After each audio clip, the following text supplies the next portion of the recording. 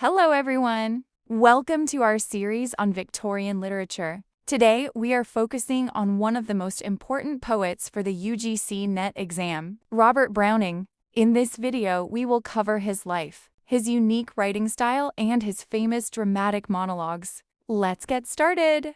Robert Browning was born in 1812 and was a brilliant, self-taught scholar. He spent his youth reading thousands of books in his father's library. His early work was actually criticized for being too difficult, but his life changed when he eloped with the poet Elizabeth Barrett and moved to Italy.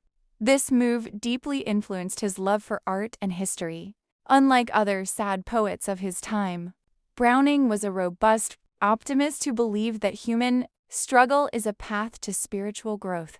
The most important thing to know about Browning is the dramatic monologue.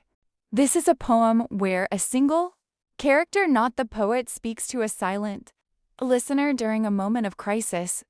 The speaker usually tries to defend their actions, but in the process, they accidentally reveal their dark secrets or moral flaws to the reader. This creates a powerful sense of irony and psychological depth. His most famous poem is My Last Duchess. Here, the Duke of Ferrara is showing a portrait of his late wife to a guest. As he talks, we realize he is a jealous and controlling man. He coldly admits that he had his wife killed because she was too friendly to others.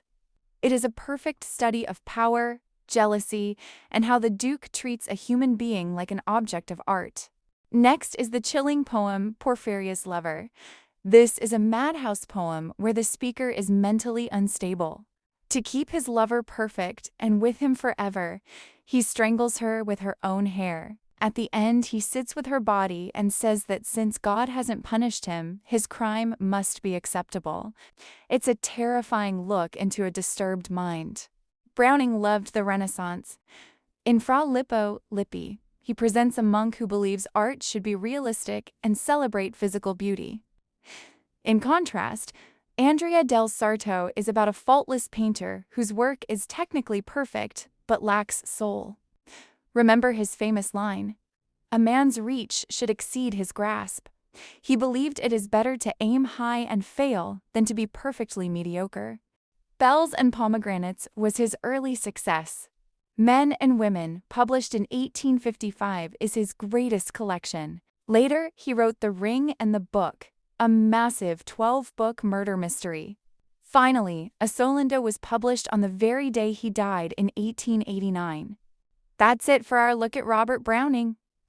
By focusing on the inner soul rather than just outside nature, he paved the way for modern poetry. I hope these notes help with your preparation. If you found this useful, please stay tuned for our next video on the Victorian Age.